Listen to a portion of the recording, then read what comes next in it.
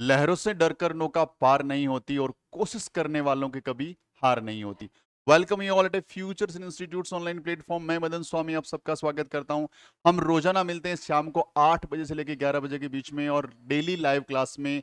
और हम लोग इस लाइव क्लास में पढ़ते हैं maths, reasoning, GK, science, SST, English, और उसे पढ़ाती है इंडिया की टॉप मोस्ट फैकल्टीज जो आप लोगों को लगातार कहीं ना कहीं सपोर्ट करती है, क्योंकि हम लोग डिफेंस की पूरी तैयारी बिल्कुल फ्री इसी प्लेटफॉर्म पे कर रहे हैं, जिसमें सैनिक school, military school, Navodaya school और आरएमसी यानी सारे एग्जाम का कंटेंट बिल्कुल फ्री ऑफ कॉस्ट आप तक पहुंचाने की पूरी कोशिश कर रहे हैं। और उम्मीद करता हूं कि ये सारे के सारे क्लासरूम आपके लिए बहुत ही फ्रूटफुल है और आपको अच्छे लग रहे होंगे। और आप लोगों के सपोर्ट और आप लोगों के प्यार के लिए बहुत बहुत थैंक यू वेरी मच। बहुत सारे बच्चे बहुत सारे अच्छे कमेंट करते हैं और ये वो कमेंट हमारे लिए मोटिवेशन का काम करते हैं, इसीलिए रोजाना मिलते हैं आप लोगों से। चलिए आज की क्लास का शुरुआत करते हैं। हमने पिछली क्लास में जो पढ़ा उसके थोड़ा सा आगे चलेंगे हम लोग। और आज की क्लास का हमारा फर्स्ट जो क्वेश्चन रहने वाला है, that is the side of rectangle are in a ratio 4:3 if the perimeter of rectangle is 170 centimeter, then find the length. देखिए रेक्टेंगल बनाते हैं हम लोग और रेक्टेंगल के अंदर दो चीजें होती है, एक लेंथ होता है, दूसरा ब्रेथ होता है। इसका पैरीमीटर की बात करी तो पैरीमीटर का formula 2l+b is equals to होता है पेरीमीटर, इज इक्वल्स टू होता है पेरीमीटर। यहाँ पे आपको लेंथ और ब्रेथ एक रेशियो के अंदर गिवन है, यानी पहले नाम मैं पहला बोल देता हूँ लेंथ, इसको लेंथ सपोज कर लेता हूँ, इसको ब्रेथ सपोज कर लेता हूँ। इसका मतलब l/b क्या दे रखा है आपको, 14:3, 14:3। तो जब भी रेशियो में कोई नंबर हो, ओरिजिनल नंबर तक पहुंचना हो, एक वेरिएबल से दोनों तरफ मल्टीप्लाई कर दीजिए, ये ओरिजिनल नंबर मुझे मिल गया। अब ये वैल्यू यहां पुट कर देता हूं, 2 यहां हो गया 14x प्लस में हो गया 3x is equals to perpendicular perimeter कितना गिवन है 170। अब 2 से डायरेक्टली इसको कैंसिल किया जा सकता है, ये 8 टाइम, यहाँ 1 बचेगा 85 टाइम। इन दोनों को सम करूंगा ये हो जाएगा 17x, और 17 से कैंसिल करूंगा ये जाएगा 5 टाइम। अल्टीमेटली x का वैल्यू कितना आ गया मेरे पास, 5 आ गया। x का वैल्यू 5 आ गया। ये x का वैल्यू 5 यहाँ पुट करूंगा, 14/5 और 3/5, 14×5 जो 70 होता है और ये होता है 15, ये होता है 15। तो लेंथ कितना आ गया 70 सेंटीमीटर और ब्रेथ कितना आ गया 15 सेंटीमीटर। मुझे निकालना है find the length then 70 centimeter. यदि आपको इससे आपसे ये एरिया पूछ लेता तो 15×7 जा आपको सीधा का सीधा क्या करना था, एरिया निकालना था। तो 15×7 जा 105 होता है, तो 105 is equals to 0 centimeter square. This is the right answer for the given question. तो रेक्टेंगल का हम लोग पेरीमीटर और एरिया इस रंग से निकाल सकते हैं यदि कोई रेशियो के अंदर कुछ भी चीज गिवन हो तो। अगले क्वेश्चन की बात करते हैं, हमें वैल्यू निकालना है इसका। 5⁻⁻1 multiply with 8⁻2 whole divide by 2⁻−3 multiply with 10⁻−1। बहुत आसान है, इस चीज को बहुत ध्यान से देखना है। पावर जब माइनस में हो तो उसका रेसिप्रोकल कर दो, तो ये अल्टीमेटली बन जाएगी 5 की पावर। देखिए ये 5 और माइनस में नीचे लेके आ जाएंगे इसको, और इसको ऊपर ही रहने देते हैं, तो ये हो जाएगा, ये दोनों ऊपर जाएगी। 2 की पावर कितनी हो जाएगी, 3 प्लस में हो जाएगी। फिर 8 की पावर 2 यहाँ दे रखी है, यहाँ पे 10 ऊपर चला जाएगा, 10 की पावर प्लस का 1 हो जाएगा -1 के बजाय, अब प्लस का 1 आ जाएगा, ये प्लस का 1 लिखने की जरूरत नहीं है, और अपॉन के अंदर आ जाएगा 5। ये वाली चीज आपके सामने आ गई, यानी मैंने क्या किया, इसको नीचे लेके आ गया, इसको ऊपर भेज दिया, इसको ऊपर भेज दिया, नीचे सिर्फ यही आया। अब क्या किया, 5 को मैंने कैंसिल कर दिया यहां से, ये कैंसिल हो गया 2 टाइम।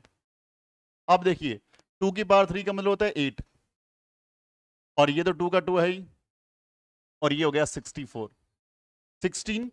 16 multiply with 64। अब 64 को 16 से मल्टीप्लाई कर लो, 16 4 जा 64 होता है, कैरी विद 6, 16 6 जा 96, 96 और 6 102, 102। तो 1024 इसका राइट आंसर आ गया। हमारा राइट आंसर क्या आ गया, 1024, 1024 मेरा राइट आंसर आ गया। तो राइट आंसर इज अ ए, ये ए मेरा क्या हो गया, राइट आंसर हो गया।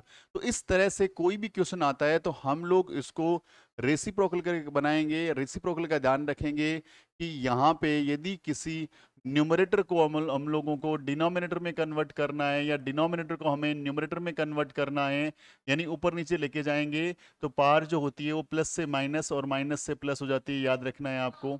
यदि कहीं पे लिखा है 1/x तो इसको लिखेंगे x की पावर माइनस का 1, x की पावर माइनस का 1। तो आप इस रंग से इसको चेंज कर सकते हैं, कोई दिक्कत वाली बात नहीं है। चलिए अगले क्वेश्चन की बात करते हैं हम लोग। Two adjacent angles of a parallelogram. Parallelogram अभी थोड़ी देर पहले पैरेललोग्राम से क्वेश्चन आया था, बहुत ही आसान सा क्वेश्चन होता है। एडजेसेंट का मतलब होता है, एडजेसेंट का मतलब होता है बिल्कुल पास वाले एंगल। यदि ये एंगल की बात करें, एंगल इसका नाम दिया मैंने ए, इसका नाम दिया मान लीजिए बी, इसका नाम दिया मैंने मान लीजिए सी, इसका नाम दिया डी। एडजेसेंट तो ए का एडजेसेंट बी है या ए का एडजेसेंट सी डी है। पी की बात करें तो ये दोनों एंगल इसके एडजेसेंट है। तो हमें दो एडजेसेंट एंगल उठाने हैं, मैं ए और बी को उठा लेता हूं। ए और बी को उठा लेता हूं तो angle A ratio angle B is equals to 2:3। ये इसका रेशियो दे रखा है, angle A ratio angle B और रेशियो दे रखा है 2:3। अब मुझे क्या करना है कि वैल्यू निकालनी है छोटे वाले एंगल की। अब ध्यान रखना है कि पैरेललोग्राम में opposite sides are parallel, opposite sides are parallel. इसमें ये साइड इसके पैरेलल है, ये साइड इसके, आपस में दोनों साइड में पैरेलल है। अब मैंने ये लाइन ड्रॉ की, ये लाइन ड्रॉ की, तो इसका नाम हो गया ट्रांसवर्सल। नाम क्या हो गया? ट्रांसवर्सल। अब ये दोनों लाइनें पैरेलल, ये लाइन ट्रांसवर्सल, ट्रांसवर्सल के अंदर की तरफ ट्रांसवर्सल के इंटीरियर एंगल जो वन साइड बन रहे हैं, कोई भी लाइन है, कोई भी दो लाइन पैरेलल है, ऐसे ट्रांसवर्सल डाला तो ये एंगल हो गए दोनों इंटीरियर और दोनों ट्रांसवर्सल के एक तरफ। तो इन दोनों का सम हमेशा 180 डिग्री होता है, ये बात याद रखनी है। सिमिलरली यहाँ भी कितना डिग्री होता है? 180 डिग्री। कब? जब गिवन लाइन एल और एम, सपोज दोनों के L is parallel to M, ये होना चाहिए। अब पैरेललोग्राम दे रखा है तो 100% ये वाली साइड इसके पैरेलल है ही, और ये लाइन क्या होगी? ट्रांसवर्सल। और अब इन दोनों का सम कितना आएगा? 180। तो हम लोग वो पता लग गया ए और बी का सम कितना? 180। तो ओरिजिनल नंबर के लिए एक वेरिएबल से मल्टीप्लाई कर लेते हैं हम लोग, तो 2x और 3x हमें पता लग गया अच्छे ढंग से कि 2x plus 3x, 2x plus 3x is equals to 180 degree. तो ultimately 5x equals to 180 degree. अब काट दीजिए, x का वैल्यू कितना आ जाएगा? ये गया 3 टाइम, यहां बच गया 36। अब ये देखिए इस a का वैल्यू कितना, तो यहां पे रखा 2 मल्टीप्लाई विद 36, p का वैल्यू 3 मल्टीप्लाई विद 36, a का आ गया 72 डिग्री, ये कितना आ गया? 108 डिग्री। यानी दोनों एंगल मुझे निकाल लिए, मैंने निकाल लिए जो एडजेसेंट एंगल है। ये एंगल 72 डिग्री का है, ये एंगल 108 डिग्री का। हमें निकालना है फाइंड इट्स स्मॉलर एंगल। छोटे वाला एंगल तो 72 डिग्री, बड़े वाला एंगल तो 108 डिग्री। बहुत आसान सा क्वेश्चन हमने निकाल लिया। चलिए अगले क्वेश्चन की बात करते हैं, बहुत ध्यान से देखिए अगले क्वेश्चन को। Which is the greatest 4 digit perfect square? सबसे बड़ा 4 डिजिट, सबसे बड़ा डिजिट नंबर कौन सा होता है? 4 डिजिट यही होता है। अब मुझे यहां समझना है, अब मुझे यहां समझना है कि ये 4 डिजिट नंबर हम लोगों ने ग्रेटेस्ट 4 डिजिट नंबर निकालना है, तो इसमें से कौन सा परफेक्ट स्क्वायर है, कौन सा परफेक्ट स्क्वायर है, ये मुझे देखना है। तो या तो तरीका रहता है कि आपको स्क्वायर थोड़े से लर्न होने चाहिए, थोड़े से स्क्वायर यदि आपको लर्न है तो कोई दिक्कत नहीं आती, एकदम इजीली आप चीजों को बना सकते हैं, एकदम इजीली चीजों को कर सकते हैं। क्योंकि क्योंकि इससे जस्ट एक नंबर बड़ा होता है 5 डिजिट नंबर, यानी जिसमें 4 जीरो होते हैं, 1 2 3 4 5 डिजिट। ये 5 डिजिट जो स्क्वायर है आपको 100% पता होना चाहिए कि ये 100 का स्क्वायर है, ये 100 का स्क्वायर है। तो 100 का स्क्वायर होता है 10,000 और ये होता है 5 डिजिट का सबसे छोटा नंबर। अब यदि आपको 4 डिजिट का सबसे बड़ा स्क्वायर नंबर चाहिए तो 100 के जस्ट पहले आता है 99। तो आपको 99 का स्क्वायर पता होना चाहिए, दैट इज 9801, 9801। यदि आपको ये लर्न है तब तो कोई टेंशन नहीं है, right answer is 1801, right answer हो जाएगा। स्मॉलेस्ट 4 डिजिट नंबर में देखिए ये अपने आप में परफेक्ट स्क्वायर नहीं है, ये भी नहीं है और ये भी नहीं है, ये नंबर हो गया परफेक्ट स्क्वायर नंबर, जो 4 डिजिट का सबसे बड़ा ग्रेटेस्ट नंबर हो गया। और आपको इस प्रोसेस से ध्यान रखना है। क्लियर हो गया? आई होप कि आपको बात समझ में आ गई होगी। अगला क्वेश्चन है, what is the length of side of a square whose area? देखो, area of square, area of square क्या होता है? दैट इज साइड का square, that is side square. Area of square दे रखा है 441 इज इक्वल्स टू साइड का square, square को इधर भेज दो, स्क्वायर रूट बनेगा 441 इज इक्वल्स टू क्या आ गया साइड, 441 किसका होता है 21 का स्क्वायर, स्क्वायर होता है, तो इसका स्क्वायर रूट हो जाएगा 21, तो साइड कितना आ गया है इसका 21। यानी एरिया गिवन था, मैंने एरिया का फॉर्मूला लगाया और साइड निकाल लिया। अब कई बार इसमें पेरीमीटर पूछ लेता है आपसे, तो पेरीमीटर का फॉर्मूला 4 इंटू साइड होता है, तो 4 का 4 मल्टीप्लाई 21, आंसर कम्स 84। कितना आंसर आ जाता है 84, तो इसका पेरीमीटर 84 है, एरिया 441 है और इसकी साइड कितनी है 21 है। तो इस ढंग से हर क्वेश्चन को क्या करिए एकदम इलुस्ट्रेट करके पढ़िए, ताकि आप लोगों के जो शॉर्ट ट्रिक्स हैं जो इसी से बनेंगे, इसी से आप कर पाएंगे। आपको यदि स्क्वायर दे रखा है तो आपको फिर ये फॉर्मूला लगाने की जरूरत नहीं है, शॉर्ट ट्रिक कुछ भी नहीं होता, शॉर्ट ट्रिक यही होता है। आपने देखा स्क्वायर का एरिया की बात है, यहीं पे स्क्वायर रूट कर दो 21 आ जाएगा, यदि साइड पूछे तो यहीं पे होगा, यही शॉर्ट ट्रिक हो गया। और यदि इससे पेरीमीटर पूछा होता तो इसका 4 टाइम कर देता, यहीं पे 84 आ जाता, आराम से आप निकाल लेते। तो ये क्वेश्चंस को जल्दी करने का तरीका ही शॉर्ट ट्रिक होता है, शॉर्ट ट्रिक आपके जो ट्रेडिशनल मेथड है वहीं से बनते हैं। अगले क्वेश्चन की देखते हैं। In a right angle triangle ABC, right angle at B, एक राइट एंगल ट्राइंगल बना लेते हैं। ये रहा राइट एंगल ट्राइंगल, इसका नाम ए हो गया, इसका नाम बी हो गया, इसका नाम सी हो गया। बी पे क्या बन रहा है 90 डिग्री बन रहा है। दूसरा ए बी जे 6 सेंटीमीटर, ये कितना है 6 सेंटीमीटर का है। बी सी जे 8 सेंटीमीटर, ये 8 सेंटीमीटर का है। और देन फाइंड द एसी, ये निकालना है। तो राइट एंगल ट्रायंगल में एक थ्योरम लगती है जिसका नाम होता है पाइथागोरस थ्योरम। और पाइथागोरस थ्योरम क्या होती है, हाइपोटेनियस का स्क्वायर इक्वल्स टू बेस का स्क्वायर प्लस परपेंडिकुलर का स्क्वायर, ये पाइथागोरस थ्योरम होती है। तो ये थ्योरम क्या होती है, एच का square is equals to P का स्क्वायर प्लस में बी का स्क्वायर। एच बोले तो 90 डिग्री के सामने वाला हाइपोटेनियस, तो एसी का square is equals to A B का स्क्वायर प्लस में क्या हो गया बीसी का स्क्वायर। एसी कितना है, एसी तो मैं निकालना है, कोई दिक्कत वाली बात नहीं है। ए बी कितना है 6 सेंटीमीटर, बीसी कितना है 8 सेंटीमीटर, 6 का स्क्वायर 36, 8 का स्क्वायर 64, दोनों का सम करेंगे 100 इज इक्वल्स टू एसी का स्क्वायर, स्क्वायर को यहाँ भेजेंगे स्क्वायर रूट बन जाएगा। तो 100 का स्क्वायर रूट कितना आ गया 10, कितना आ गया 10। तो ये साइड कितना आ गई 10 सेंटीमीटर, कितना साइड आ गई 10 सेंटीमीटर। कई बार आपसे पूछ लेते बताइए इसका एरिया बताइए, इसका आंसर तो 10 है, ध्यान रखना।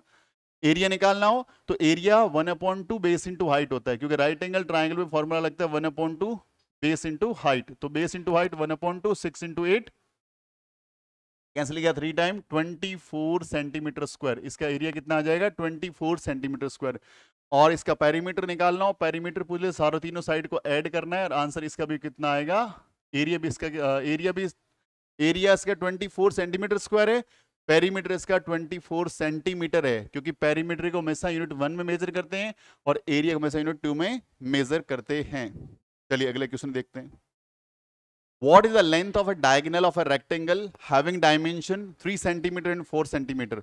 ये बोल रहे डायगोनल का लेंथ क्या होगा, तो पहले बना लेते हैं एक रेक्टेंगल। रेक्टेंगल के अंदर एक साइड को मैंने बोल दिया 4 सेंटीमीटर, दूसरे को मैंने बोल दिया 3 सेंटीमीटर। तो डायगोनल क्या हो जाएगा, ये वाला अपोजिट वर्टेक्सेस को मिलाने वाला डायगोनल होता है। अब ये डायगोनल का लेंथ मुझे निकालना है, आपको पता होना चाहिए यदि नाम दे रखा है रेक्टेंगल तो सारे एंगल 90 डिग्री के, ये भी 90, ये भी 90, ये भी 90 और ये भी 90।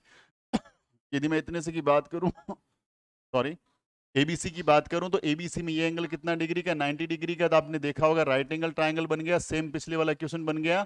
90 के सामने वाला हाइपोटेनियस दे रखा है, ये वाला और ये वाला दो साइड मुझे दे रखी है, ये निकालना है मुझे।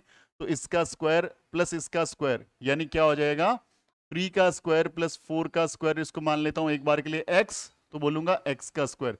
ये हो गया 9 plus 16 is equals to x का स्क्वायर, ये हो गया 25 इज इक्वल्स टू एक्स का स्क्वायर, स्क्वायर को यहाँ भेज देंगे, ये स्क्वायर रूट बन जाएगा इक्वल्स टू एक्स। तो एक्स का वैल्यू कितना आ गया 5, एक्स का वैल्यू कितना आ गया 5।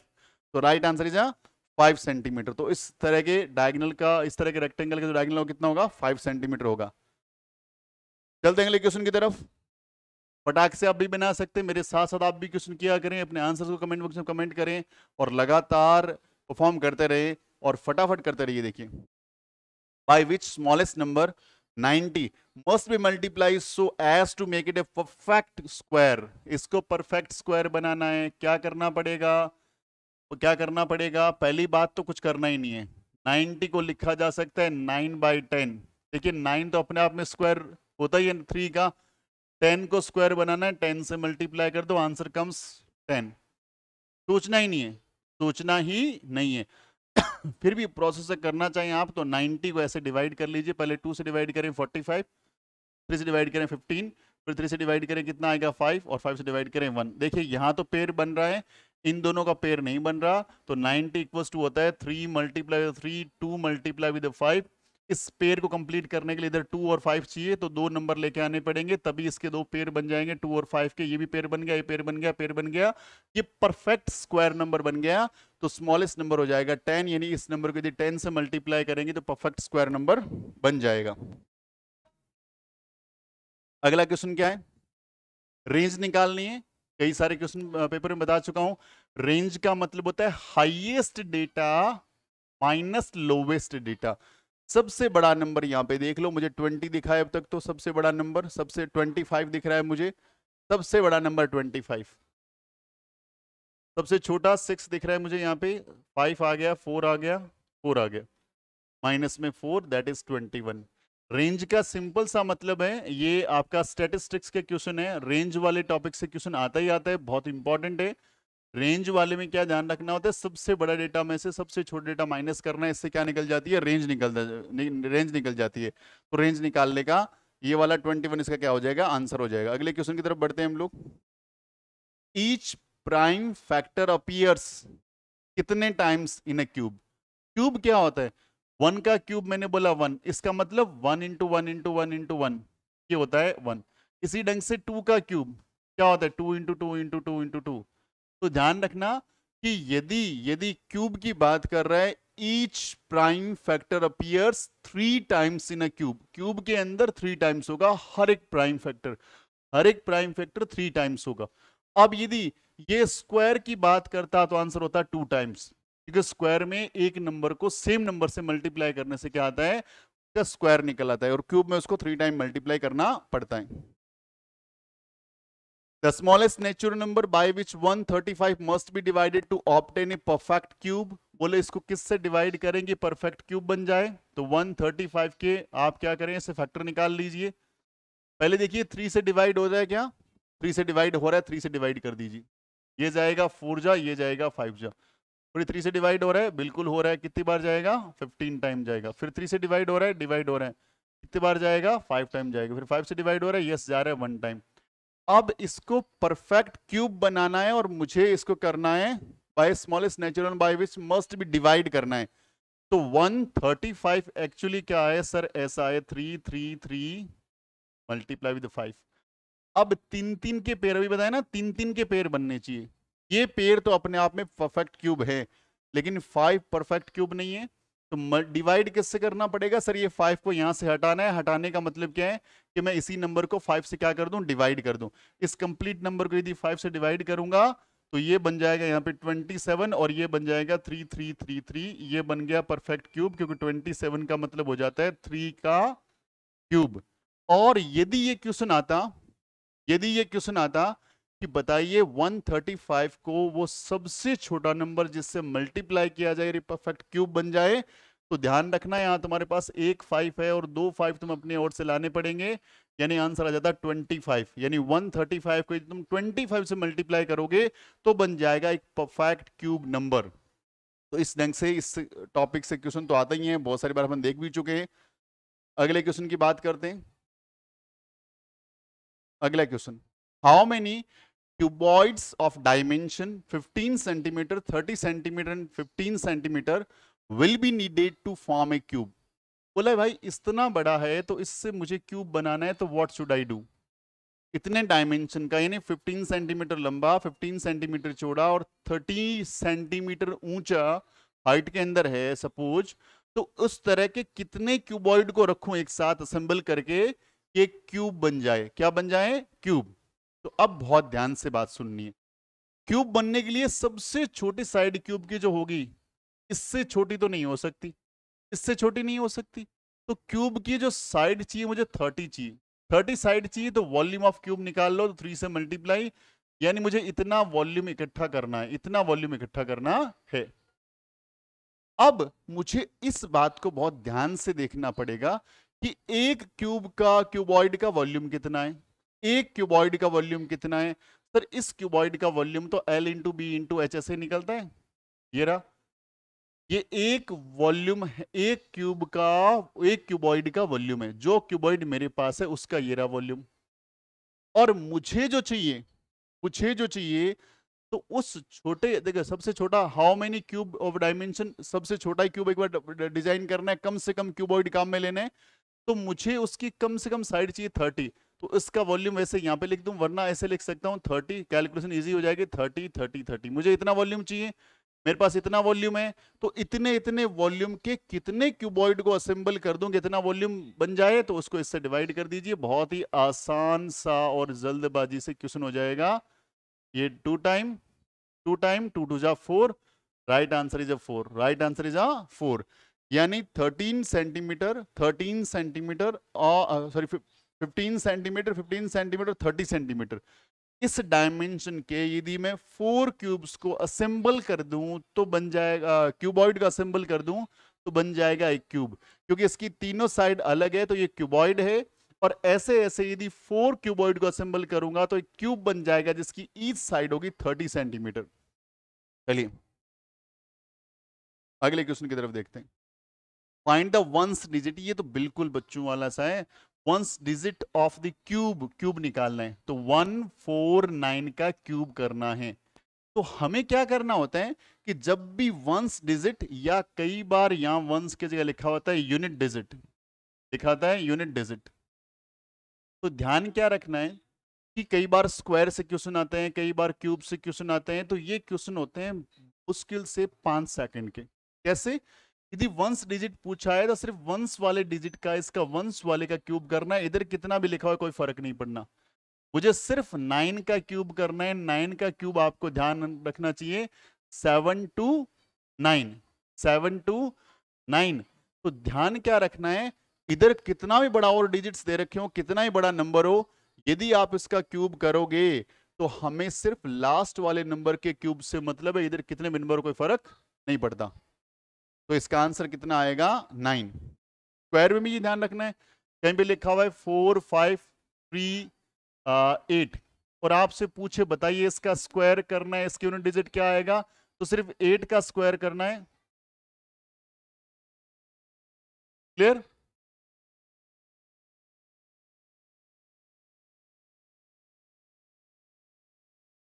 Find the ratio of 3 kilometer and 300 meter. 3 kilometre,